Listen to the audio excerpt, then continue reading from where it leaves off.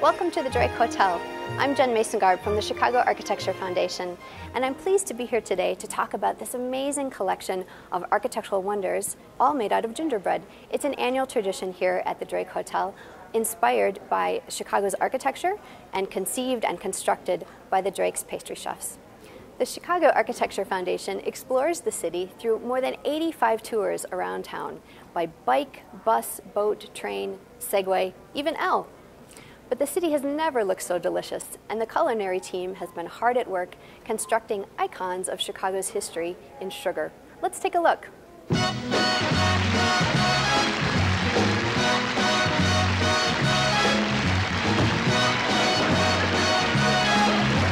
a marshmallow world in the winter, when the snow comes to cover the ground.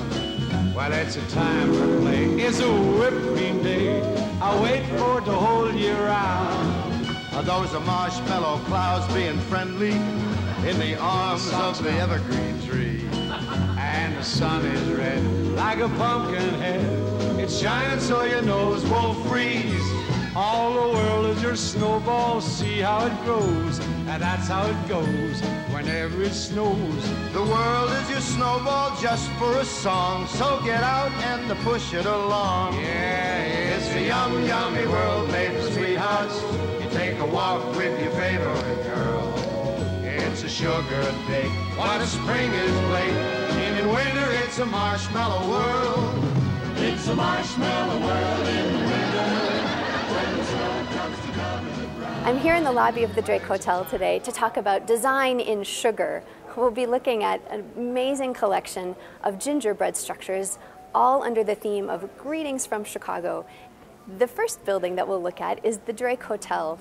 The Drake Hotel, designed in 1920 by Marshall and Fox, provided this anchor on either end of Michigan Avenue at a time when Michigan Avenue was really changing from this residential neighborhood to the more sort of commercial neighborhood that we see today. The building was designed the same year as the Michigan Avenue Bridge. These two structures provided this anchor connecting Lakeshore Drive and the lakefront with the rest of the downtown loop.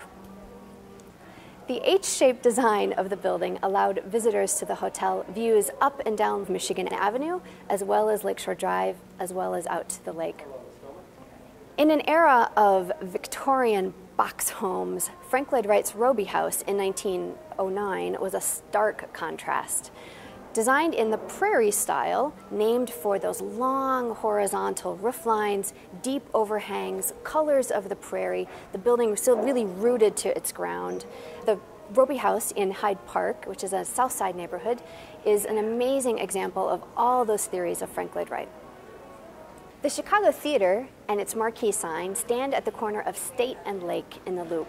This 1921 structure, designed by architects Rapp and Rapp, is from the golden age of picture palaces. When it opened in 1921, author Carl Sandburg, who was a reporter for the Chicago Daily News, said that it opened with a bing and a boom heard round the loop. Union Station, designed in 1913 by the architecture firm of Graham, Anderson, Probst & White, was the successor firm to Daniel Burnham. Daniel Burnham is one of our most well-known architects here in Chicago, and his 1909 plan of Chicago called for a major terminal that would connect north and south routes of the train. This grand, classical, Beaux-Arts style building provided a beautiful entry and gateway into the city at a time when train travel was very important.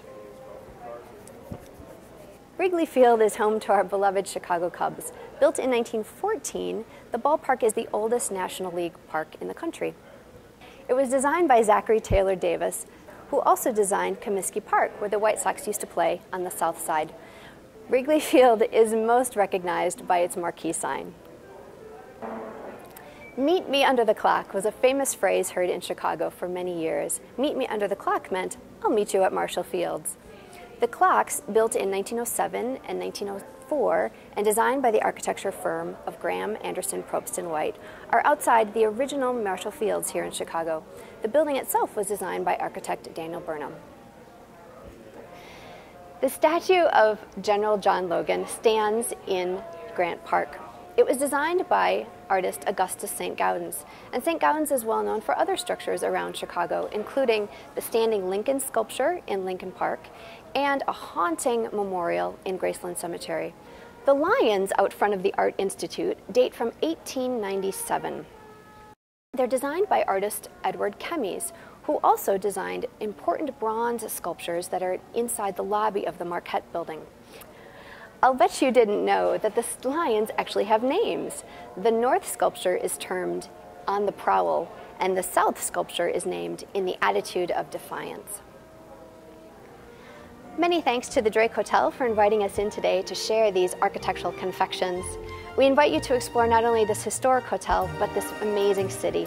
Come and take a tour with us, and happy holidays from the Chicago Architecture Foundation.